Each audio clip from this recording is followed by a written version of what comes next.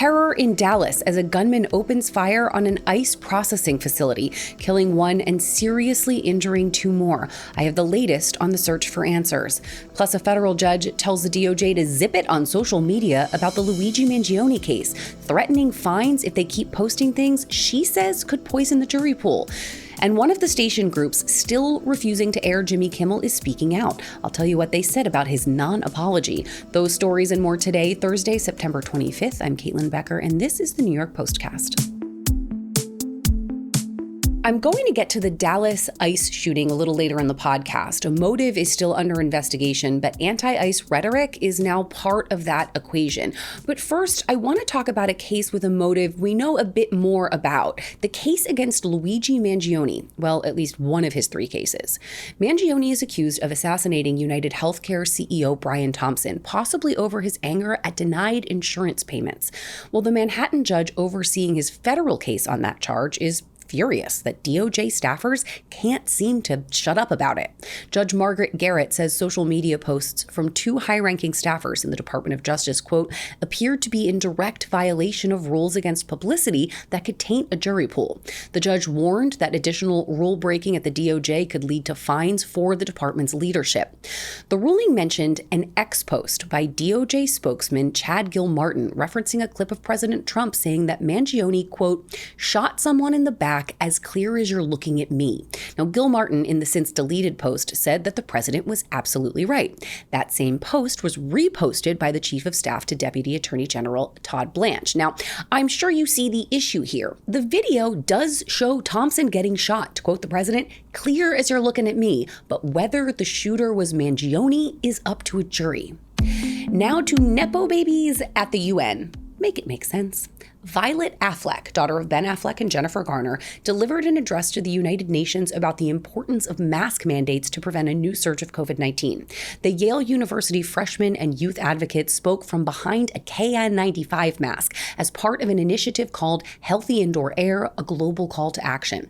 Now, Violet, who herself contracted a serious post-viral infection in 2019, argued that the world is ignoring what she called the, quote, ongoing pandemic, and said mask mandates were dropped too quickly. For adults, the relentless beat of back to normal, ignoring, downplaying, and concealing both the prevalence of airborne transmission and the threat of long COVID, manifested in a series of choices.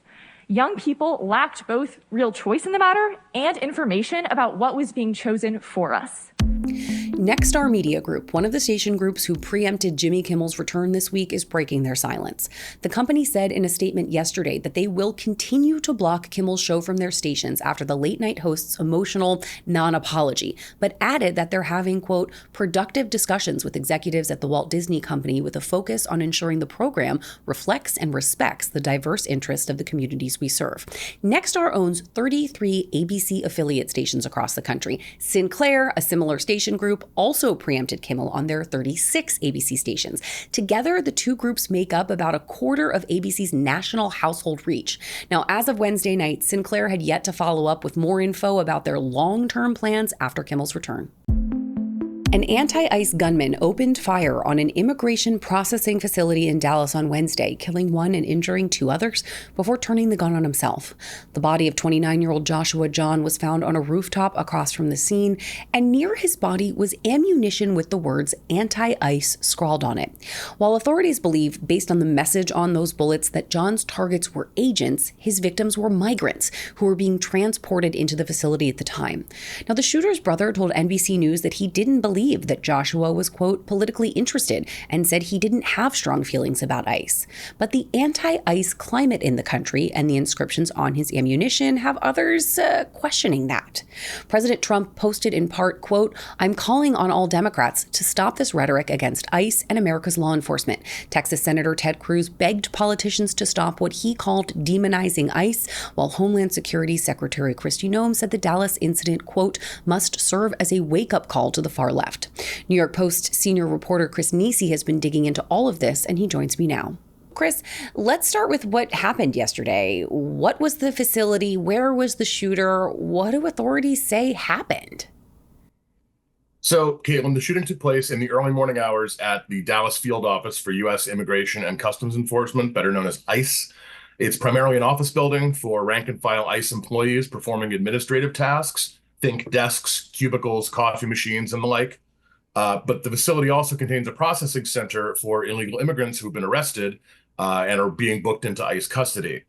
The shooter, who authorities have identified as 29-year-old Joshua Jahn, was perched on a nearby rooftop, sniper style, and opened fired at the building, striking a van that was in a sally port on the side of the structure, which contained a number of ICE agents and detainees.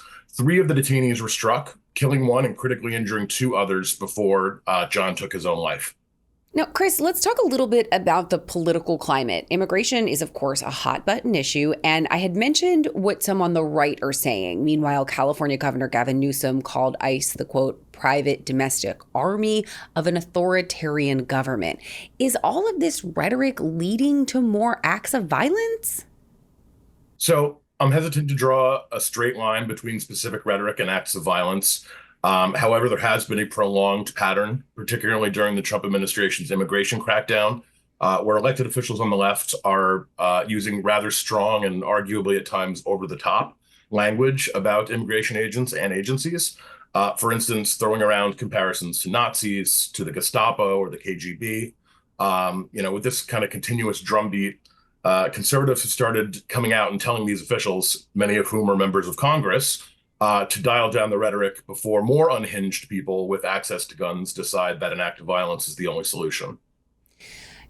Part of this feels to me like a, macabre deja vu, another shooting with political messages on ammunition. The first one like this that I personally covered this year was the United Healthcare CEO shooting and the words that were written on the bullets there. Then more recently, we saw something similar with Charlie Kirk.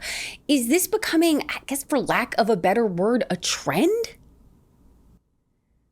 I suppose 3 instances of what you describe in a matter of months could be seen as a trend. Each shooter, or alleged shooter, I should say, more than likely saw media coverage talking about their predecessors leaving notes or statements on the bullets.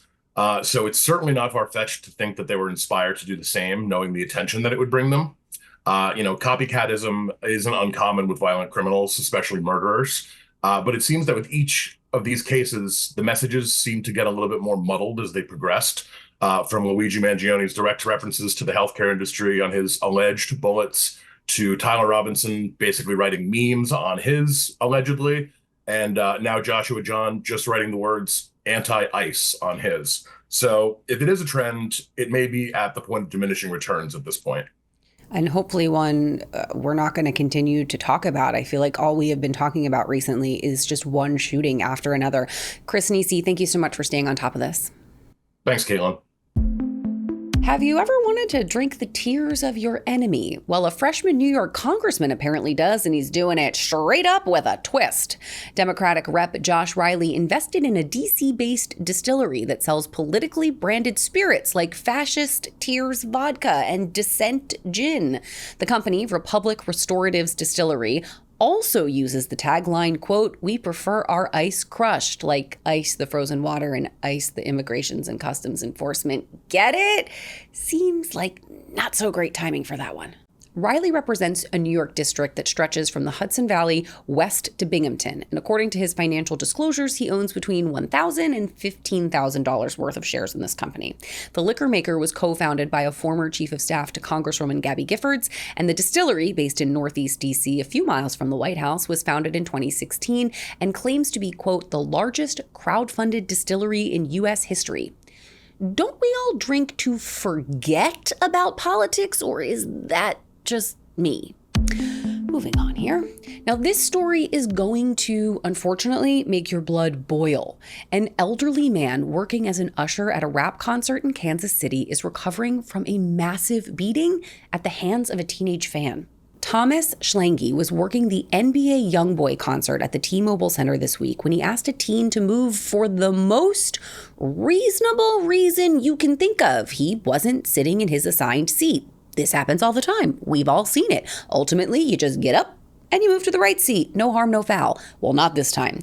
Fan-recorded footage shows a teenage boy throw this poor man into a row of seats before unleashing a barrage of punches onto him before someone steps in and puts a stop to it. Now, police arrested the teen, but then released him to his parents while they investigate the incident. Schlange is scheduled to meet with authorities tomorrow, and the investigation continues. I wasn't kidding, right? Blood absolutely boiling at this. I don't know about you, but I've definitely done that with the seat many times. Sometimes you're accidentally in the wrong seat. Sometimes you're just trying to get a better view. You hope they're empty, but never do you pile drive a worker who's trying to move you. That should be obvious.